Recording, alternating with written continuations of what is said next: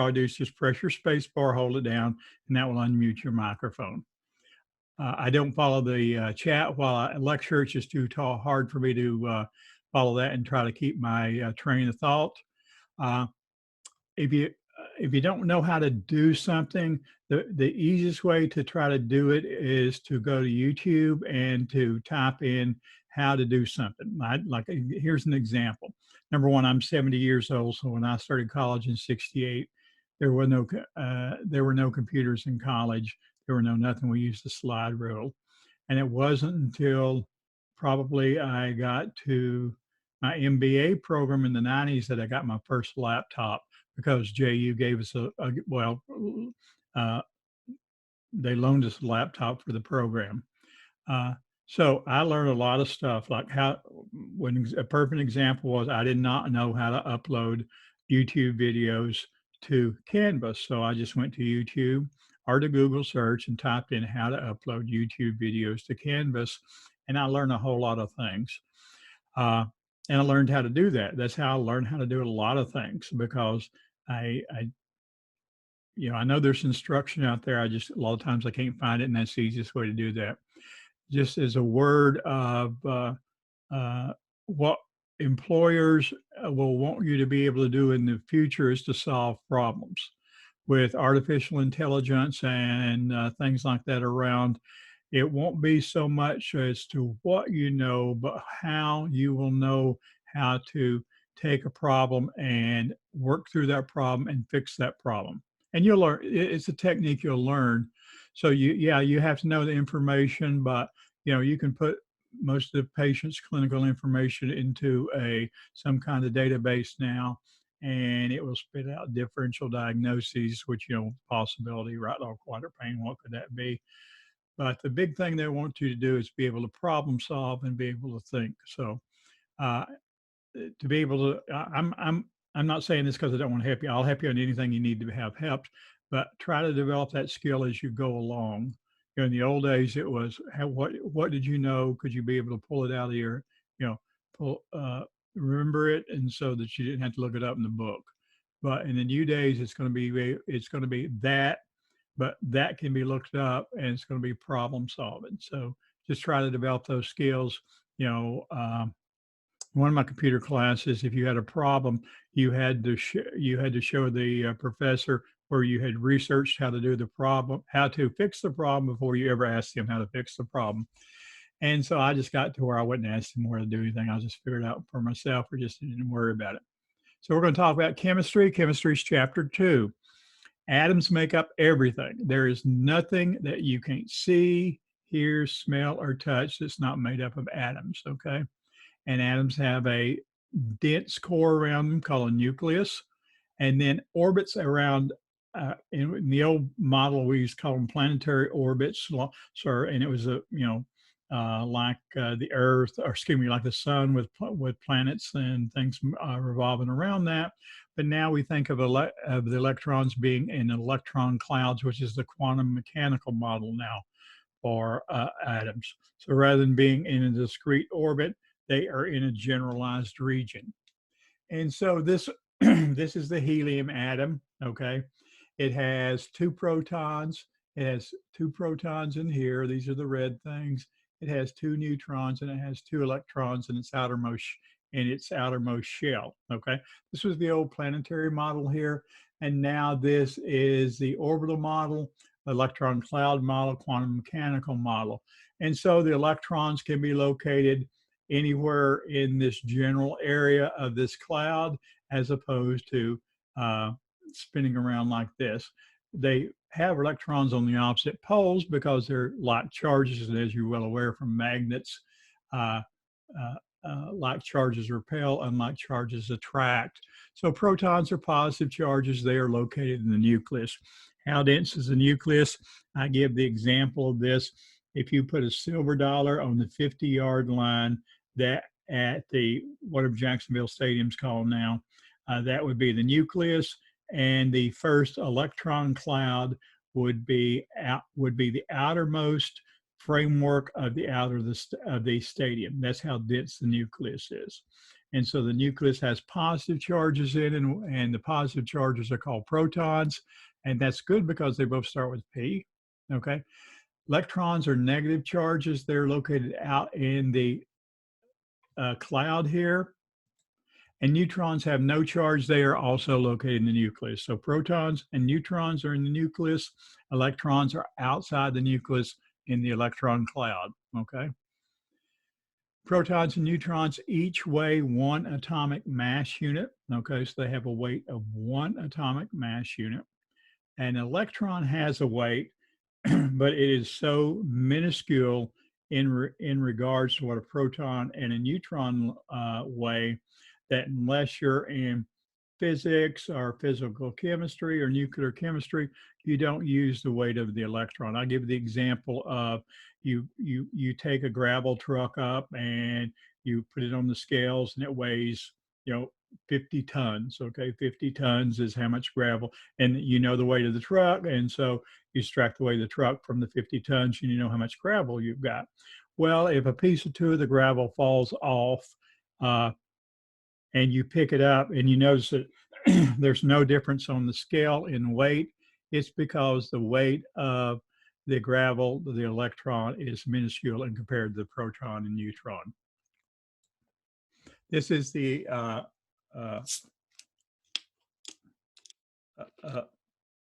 periodic table. Notice at 70 years old, I occasionally have problems getting words out. So if I can, it's easy in a face-to-face. If I can't get the word out, you just holler it. Here to be holler. But these are the elements, and these are columns, okay?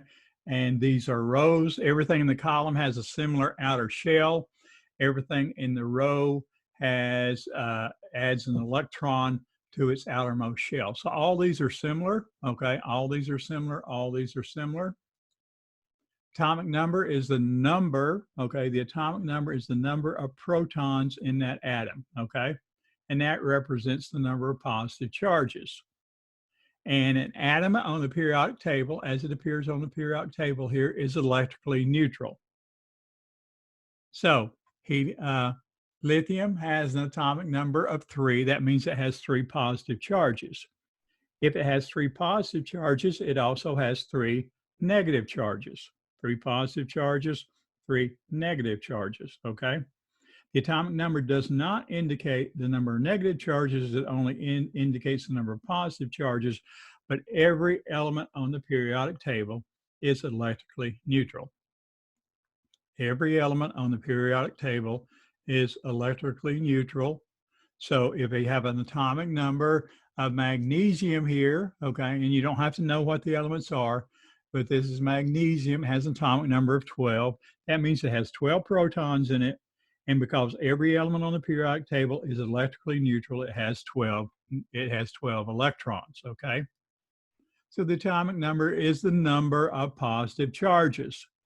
And that must equal to the number of negative charges. So that says that you have 12 electrons, because the total net charge for the atom as it appears on the periodic table is 0. The atomic mass, okay, get back to the periodic table, that is this weight, right? That is this number right here. The atomic mass here is 54.938 for manganese, or for chromium, it's 51.996, okay? That is the weight, okay? That is the weight of the element, which would be the weight of the protons and the neutrons, because as we discussed, electrons have no weight no mass in magnitude to what we're talking about. So the atomic mass is the number of protons and neutrons. Electrons have mass, but their mass is so small in relationship to the others that they're not used in the calculation of the atomic mass. So here's an example. This is nitrogen, has an atomic number of 7 and an atomic mass of 14.00643 to 14.00728.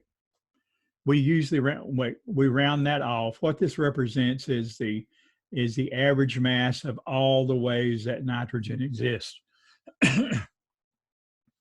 So nitrogen has an atomic number 7. That means it has 7 protons. It has 7 electrons. And because the atomic mass is 14 and the atomic mass is only made up of protons and neutrons, we've got an atomic mass of 14. The atomic mass is only made up of protons and neutrons. We have 7 protons, so that must mean we have 7 neutrons because we subtract 7 protons from 14 and get 7 neutrons. Fluorine has an atomic number of 9 and an atomic mass of 18.998, which we're going to round up to 19. Number of protons. Its atomic number is 9, so it has 9 protons. How many electrons does it have? Well, because every element on the periodic table is electrically neutral, it has 9 electrons. And I don't know why the schematic went away. The mass is 18.99. We're going to round that up to 19. Okay, so it has a total mass of its weight of protons and neutrons. It has 9 protons. It has an atomic mass of 19. 9 from 19 is 10. So the number of neutrons is 10. Okay, so you need to be able to do this simple calculation. You'll have a couple of questions on your chemistry lab sheet to do. And then you may have a multiple choice question to say how many protons, neutrons, and electrons it has, okay? What's an isotope? An isotope is an element which has the same number of protons, okay? Remember, the protons is what determines the identity of the element. No 2 elements have the same number of protons. No 2 elements have the same atomic number. So an isotope is an element that has the same number of protons, but a different number of neutrons. And you have heard of this before. You may not know that you've heard of this before. So it's the same number of protons. The electrons remain the same. Remember, protons are going to identify the element. Every element on the periodic table is electrically neutral, so it has to have the same number of protons and electrons. The only thing different is the number of neutrons, okay? We have carbon, okay? We have carbon 12, carbon 13, and carbon 14. Carbon 14 you've heard of because that's what they use for carbon dating. They find some document, some type of remains, and they measure the ratio of carbon 12 to carbon 14. Carbon 14 is radioactive and has decay in it. We know that normally there's 98.9% of carbon 12, 1.1% of carbon 13, and 0.0001% of carbon 14. And through this calculation, they get a ballpark estimate. They get a ballpark estimate of an age of this, if it might be a portion of the Bible, a portion of some other manuscript, it might be a portion of a Neanderthal, early human, an animal, something like that. And so that's what they do. So each one of these is carbon. Carbon has an atomic number of 6, so it has 6 protons, 6 electrons, 6 protons, 6 electrons, 6 protons, 6 electrons. However, if you subtract 6 from 12 here, that gives you 6 neutrons. If you subtract 6 from 13, that gives you 7 neutrons. And if you subtract 6 from 14, that gives you 8 neutrons. And so that's an isotope. That's an isotope. An isotope is an element that has a different number of neutrons. And most elements exist as isotopes, okay? And so that's how we end up getting that number, like carbon is 12.001. We would multiply 98% times 12, 1.1% times 13, and 0.001%, 96% times 14, add those up, and that would give us 12.001. And that's how we got that atomic mass number that you see that's not perfectly round, okay? So that's an isotope. Electrons and atomic stability. Electrons swarm around the electron cloud, or the shell, if you want to think about it. Like I say, this is the Niels Bohr model. Niels Bohr won the Nobel Prize. He was around at the time of Albert Einstein and those folks. And he talked about the orbital shells here. This is the Newer model, okay? The first shell holds 2 electrons. That makes it stable. That would be that first row across. That's hydrogen and helium, okay? It only has 2 electrons in its first shell.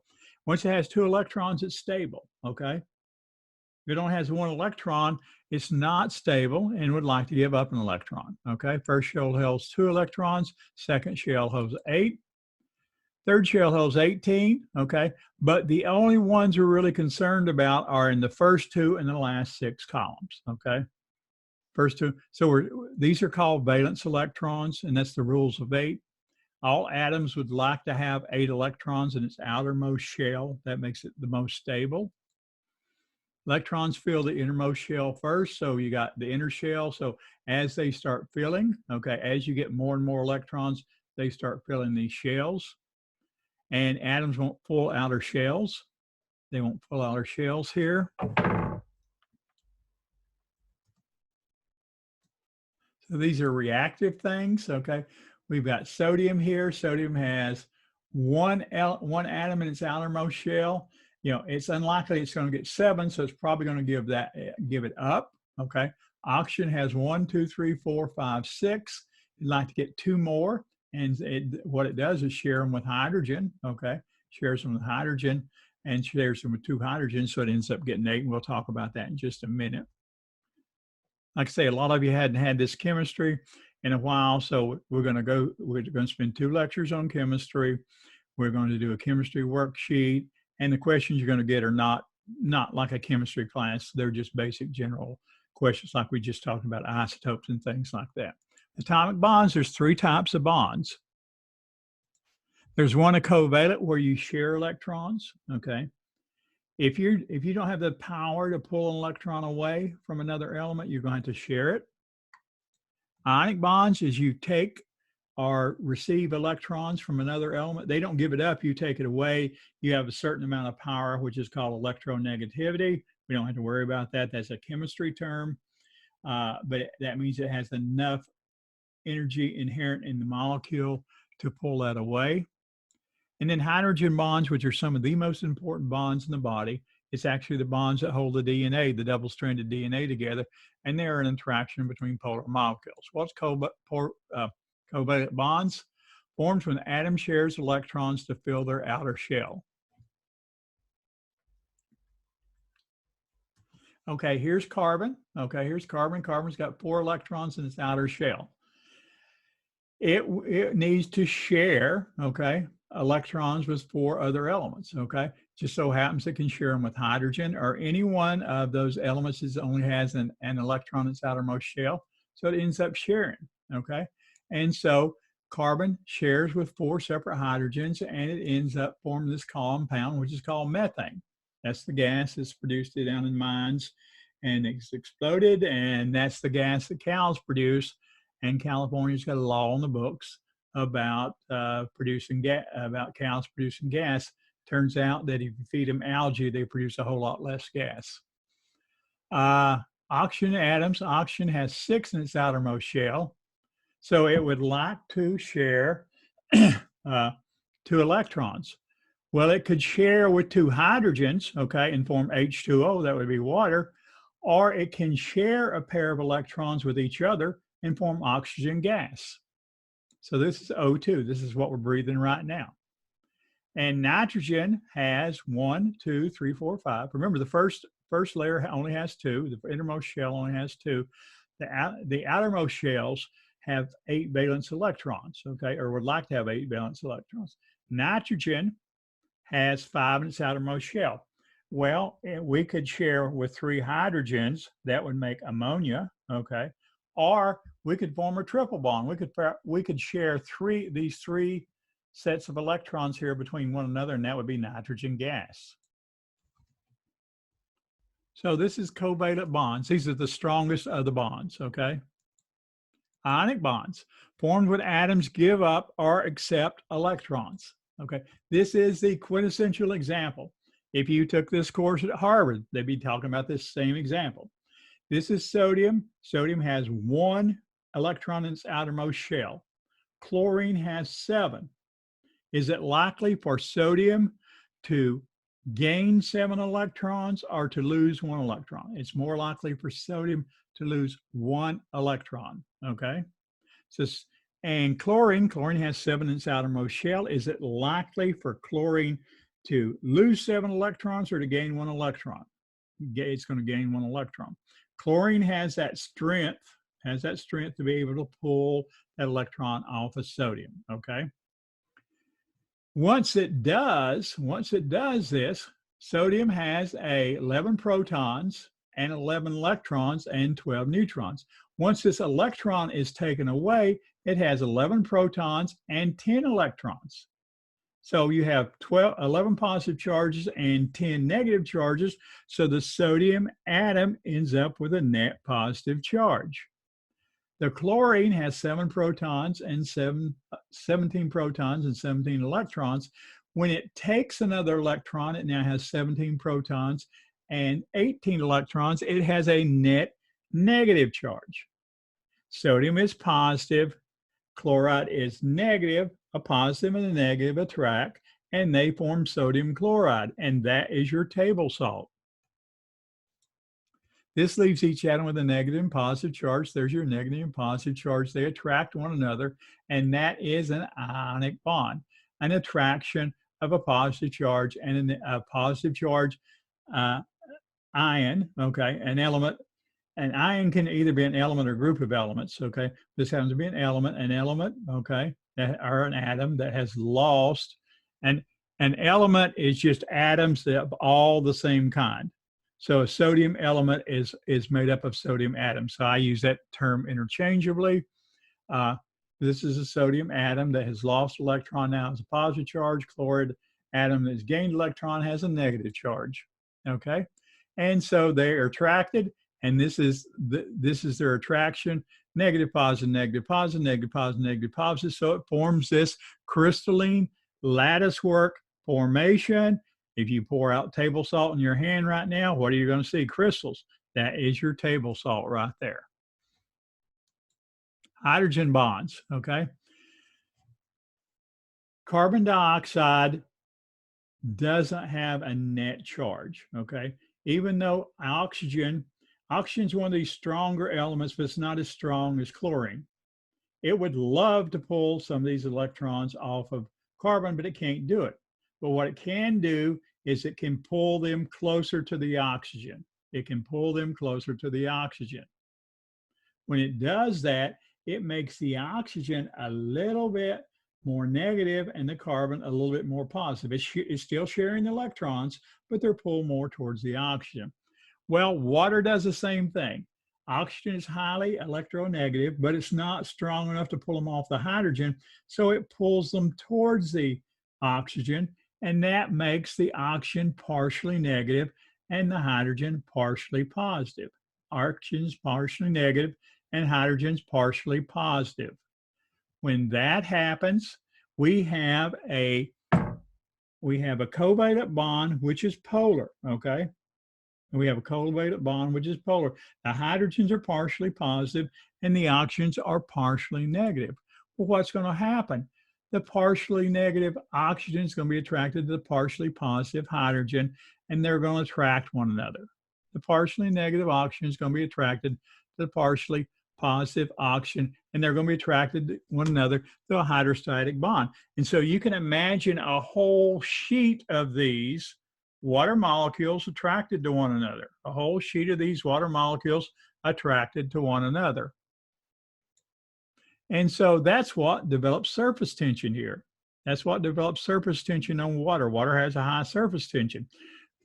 If you're really careful, you can take a paper clip and set it on the top of the surface of water. And if you don't disturb the surface tension, it'll sit there. These are how water bugs walk on water, because of the high surface tension, okay? And that's because of that attraction there. And so that attraction there, that attraction between the positive hydrogen and the partially positive hydrogen and the electronegative element, which is usually oxygen, it can be a couple other things, but it's usually oxygen, is a hydrogen bond. They are the weakest of those three types of bonds, but imagine millions and millions of them in DNA, and that's what holds the two strands of DNA together, is the hydrogen bonds. Two of the base pairs have two hydrogen bonds, and two of the base pairs have three hydrogen bonds. So what are molecules and compounds? Molecules are two or more atoms chemically bonded together. Compounds are two or more different atoms. You will see these used interchangeably. Most of the time, people just call them all molecules, okay? H2O is technically a compound, but we call it a water molecule, okay? O2 is a molecule, okay? O2 is a molecule because it has the same atoms in it. H2O has different atoms in it, so H2O would be technically be a compound, but these are used interchangeably, and that's not something. I mean, even chemists use them. I mean, who talks about the water compound? You talk about the water molecule, okay? Isomers are two atoms, two molecules with identical atoms, but in different arrangements. This is an L-alanine and D-alanine. Why are these important? They're important because in some configurations they are active and some configurations they are not. And this part I'm just making up. L-alanine might have a 95% reactivity and D-alanine might have a 5% reactivity, okay? And just based on which isomer, say if you produce D-alanine, then whatever that enzyme was supposed to do is not going to be very reactive. If it's the critical enzyme, you're going to be in a bad way, okay? And as you can see, the only difference here is this is swapped over to there and that's swapped over there, okay? It's like looking at a mirror image of each other. These are what isomers are. They are identical, have the same number of carbons, same number of whatever molecules you have, essentially the same arrangement. They're just mirror images of each other. Biochemistry, we have two sections of slides. We have the inorganic / biochemistry, and then we have the organic, which are the macromolecules.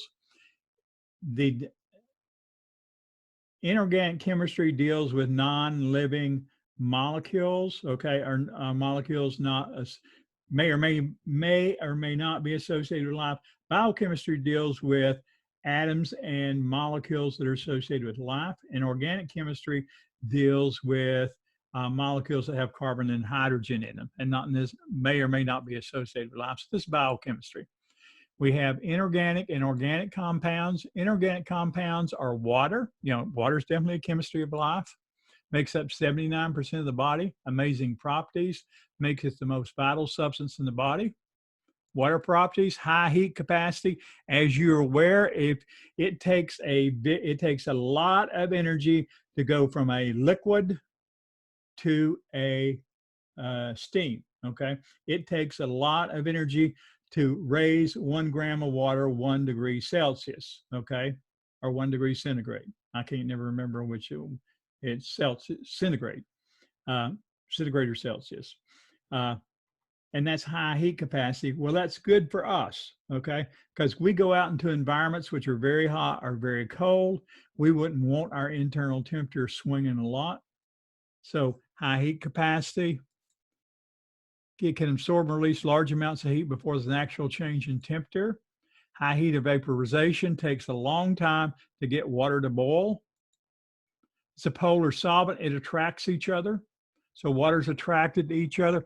This is actually how plants take water from the ground up to the leaves where photosynthesis is occurring, okay?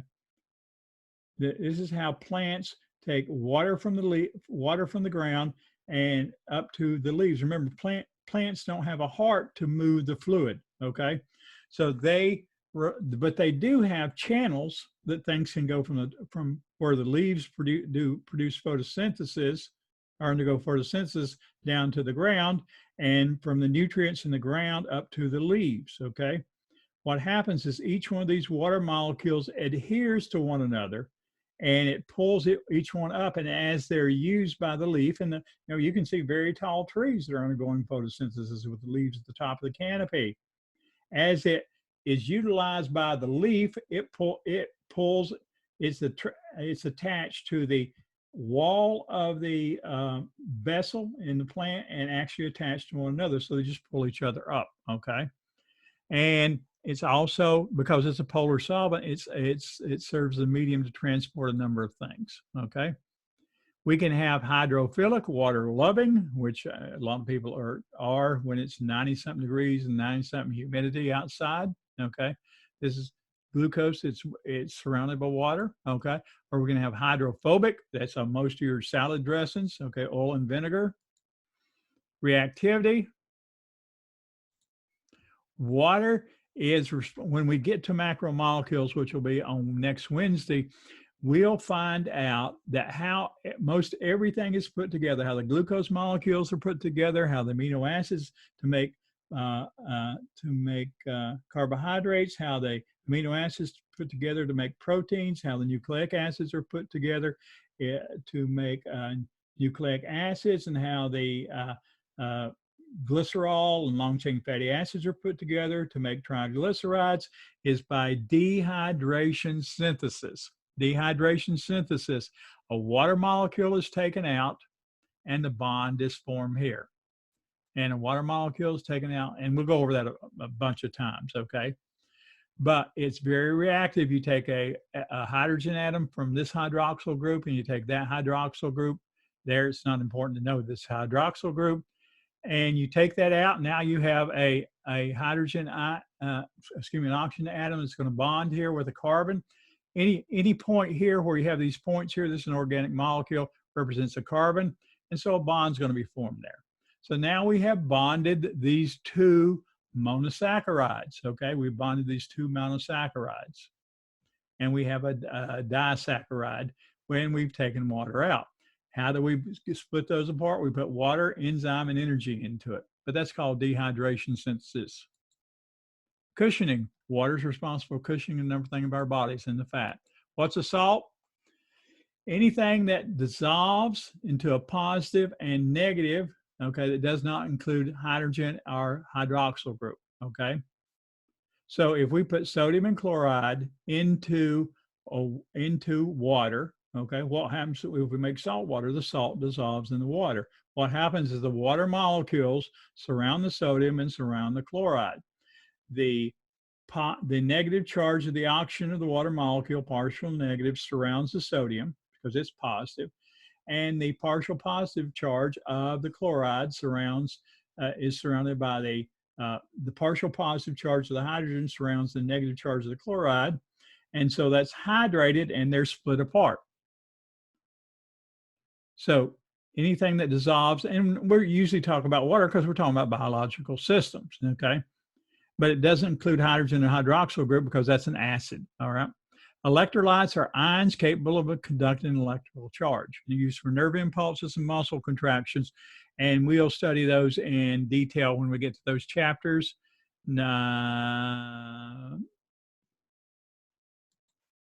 Acids and bases, also electrolytes, acids, something that releases a hydrogen ion, okay? The Renish definition is that it is a compound or a molecule that dissociates into a hydrogen ion, usually in an aqueous solution. The more it dissociates, the stronger it is. So if it dissociates completely, it's a very strong acid. In other words, if the hydrogen ion breaks off of it, essentially all of it, it's a very strong acid, hydrochloric acid. If it only dissociates partially, depends on how small it dissociates, how little it dissociates. That's a weaker and weaker acid. This is carbonic acid. This is the pH scale. The lower numbers is the higher hydrogen ion concentration. That's the more acidic. The higher numbers are the more basic. 7 is neutral. 7 is neutral. Blood is 7.35 to 7.45. So it's slightly on the alkali side, okay? Neutral is 7. 1's very strong acid, 14's a very strong base, 7 is neutral, 7.35 to 7.45 is the pH of blood. Bases accept a proton, okay? Think about a hydrogen ion. Think about a hydrogen ion. Hydrogen has an atomic number of 1 and an atomic mass of 1. That means it has 1 proton, and no neutrons, and 1 electron. 1 proton, no neutrons, and 1 electron. If it forms an ion, if that electron is removed, then a hydrogen ion is essentially a proton, okay? So a base is a proton acceptor. In the Arrhenius definition, a base was a substance that when you put it in aqueous solution formed a formed a positive anion and a positive ion, whatever the base was. If it was sodium hydroxide, it formed sodium and OH. Okay, that was the Arrhenius definition. This is the Bronsted-Lowry definition. It just says it's a proton acceptor, but a proton is a hydrogen ion acceptor, so that's the same thing. So sodium hydroxide is a base. It dissociates into sodium hydroxide. In water, water is an ionic compound, okay, and it dissociates into hydrogen and hydroxyl, okay, at the pH of 7, a very small dissociation. And so that hydroxyl ion combines with the hydrogen ion and forms water. More hydroxyl ions in solution, the more basic it is, the higher the pH value. So the more hydroxyl ions, the higher the pH value. pH 7 is neutral. The pH scale is a negative logarithm. The only reason that it is negative logarithm, okay, if you take the log of a small number like 10 to the minus, log 10 of 10 to the minus 3 is minus 3. Well, we don't want to say a pH is minus 3, so they put the negative in front of that, and that makes a pH of 3. That's the only reason it is a negative, okay, is it makes the pH a positive number, okay? So it's no complex scientific classification or calculation. It's just so that it comes up with positive numbers. Remember that pH is a logarithmic scale, so each time we go up a number, okay, we go from 5 to, if we go from 6 to 5, that means 5 is 10 times stronger acid than the 6 is. If we go from 7 to 5, that means 5 is 100 times more stronger acid than pH 7 was. What's a buffer? Buffers are something that can neutralize, okay? The body wants to stay in that pH range 7.35 to 7.45. So the body uses buffers to keep the pH in that range, okay? And a buffer is usually a weak acid and a weak base, okay? Here's an example of a buffer, okay? This is carbonic acid. If you have too much CO2, then this equation will shift in this direction, and you'll have the bicarbonate ion and the hydrogen ion. If you have too much CO2, then it'll shift in this direction. If you have too much H, if you're too acidic, then the equation shifts in this direction. It's called the Shockley's principle. You have to remember that. What it says is that the stress as you add either reactants and products, it puts a stress on the system. The system wants to reach equilibrium. Okay, so if you put too much carbon dioxide in here, it shifts this way. You put too much hydrogen, it shifts this way to get back to that equilibrium. High alkaline pH sends the equation to the right. So if you are somebody that's not taking deep breaths, okay, if you are under the influence of medications or can't blow off CO2, you start getting alkalotic, okay? You get a high pH because you're retaining CO2, and this will send the equation to the right. If you have a low pH, which means you're acidic, then you have a lot of this hydrogen ion, so the equation is going to be sent to the left. And that's what a buffer does. And so that's the end of lecture 1, and that's as far as we're going to go today, okay? I'll get the lecture up. I took the first lecture down because it was passworded into the cloud, and I